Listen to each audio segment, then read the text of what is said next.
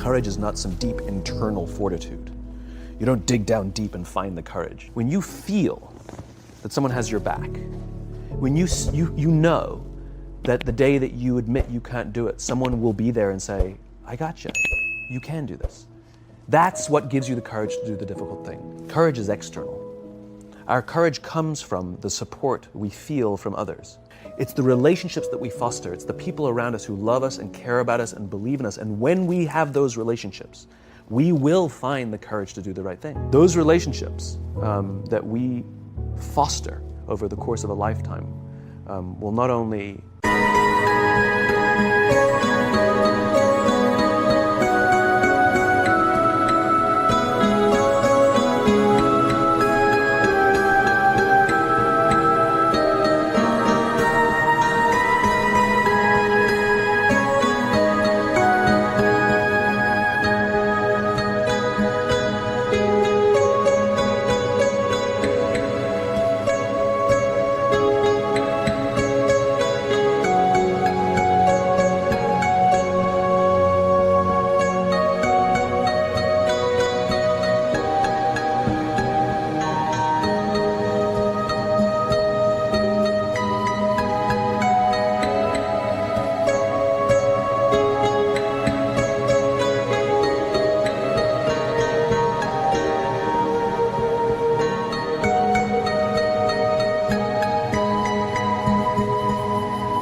make us into the leaders we need to be and hope we can be, but they'll often save your life.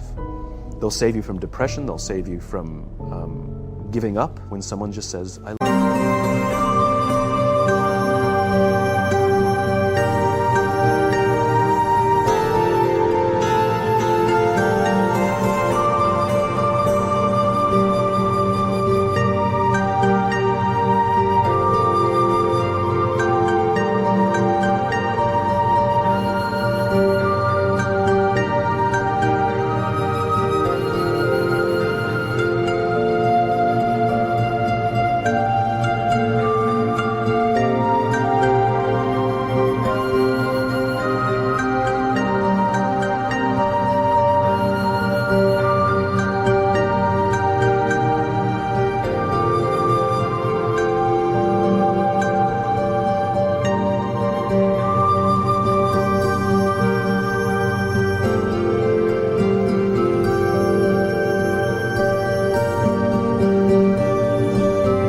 love you, and I will follow you no matter what. It's very easy to measure revenues and profits and market share. How do you measure leadership? How do you measure it? That's going to be one of my questions. How do you measure trust?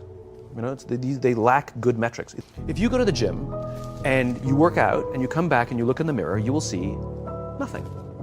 And if you go to the gym the next day and you come back and you look in the mirror, you will see nothing. So clearly there's no results, can't be measured, it must not be effective. So we quit, right? Or if you fundamentally believe that this is the right course of action and you stick with it, you can screw it up. You can eat chocolate cake one day, you can skip a day or two. You know, it allows for that. But if you stick with it consistently, I'm not exactly sure what day, but I know you'll start getting into shape.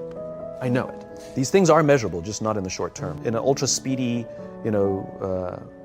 algorithmic world that we live in,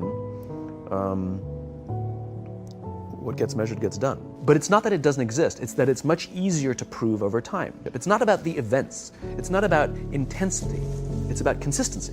Going to the gym for 9 hours does not get you into shape. Working out every day for 20 minutes gets you into shape. You have to brush your teeth every day for 2 minutes. What does brushing your teeth twice a day for 2 minutes do? Nothing.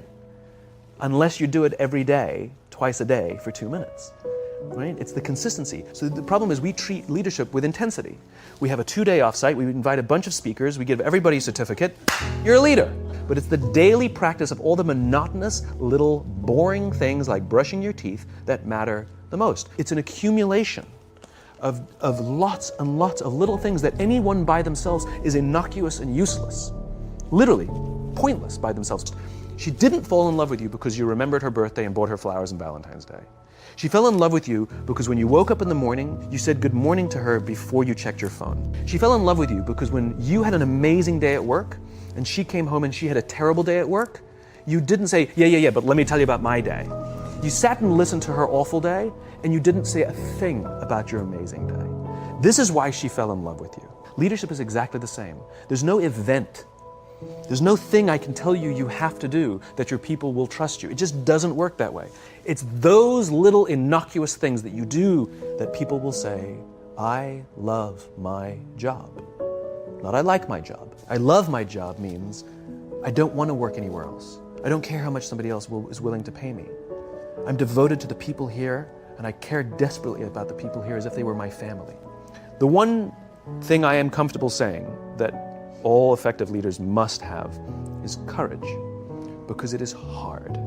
It is hard to stand up against outside pressure, to do the right thing for your people. It is hard. It is thankless. It is lonely. Sometimes you get fired. Sometimes you get in trouble. Sometimes you'll lose your job and the next guy will get all the credit. It's all true. And the courage to do the right thing in the face of overwhelming pressure, only the best leaders have that courage. It's counterintuitive, but that's what a strong environment means. It means I can be vulnerable. So the fact that you can say that out loud means that there's a loving, trusting culture here that is okay with you being vulnerable. Being vulnerable doesn't mean crying. Being vulnerable means willing to admit you made a mistake. Being vulnerable is the willingness to say, I need help.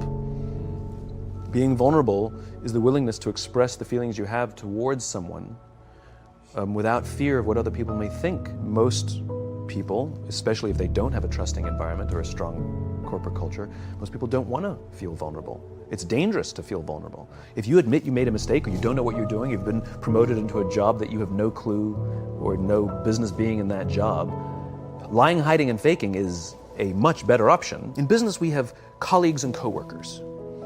In the military, they have brothers and sisters. That's how they think of each other, right?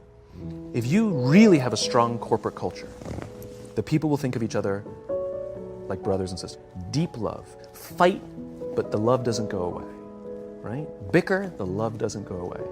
And I'll fight with my sister, but if you threaten my sister, you're going to have to deal with me. Nobody's going to hurt each other, and if anything from the outside shows up, you're looking at a unified front. Brothers and sisters. Now, how do you create brothers and sisters out of strangers? Common beliefs, common values. That's leadership. An absolute love and devotion for the people who've committed their lives to this enterprise. You will be able to weather hard times better because the people will come together. They won't abandon ship. Leadership is a practice like any other.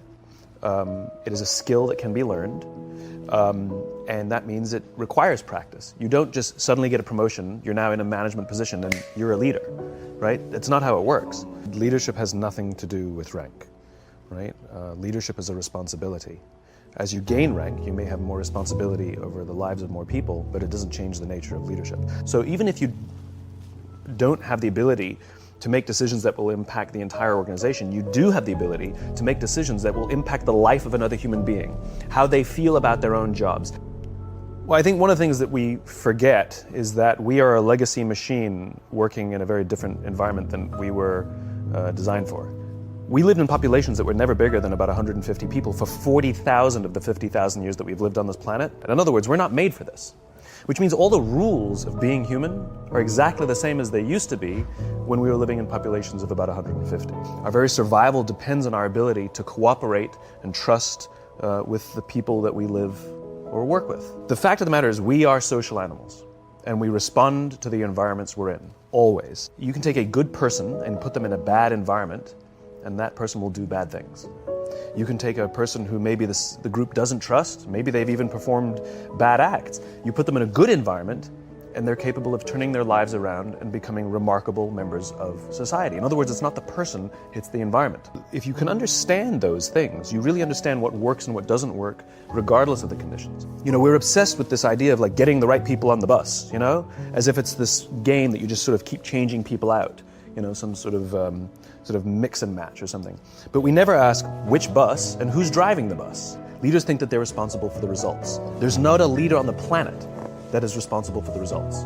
A leader is responsible for the people who are responsible for the results. And if you take care of that, take care of the people, take care of the environment, things go just fine. Everybody talks about the importance of culture. Yet nobody seems to be focused on building it. I've never met a CEO in my life who doesn't think people are important, and yet every day they're making decisions that prioritize a number over a person. I know many, many people who sit at the highest levels of organizations who are not leaders.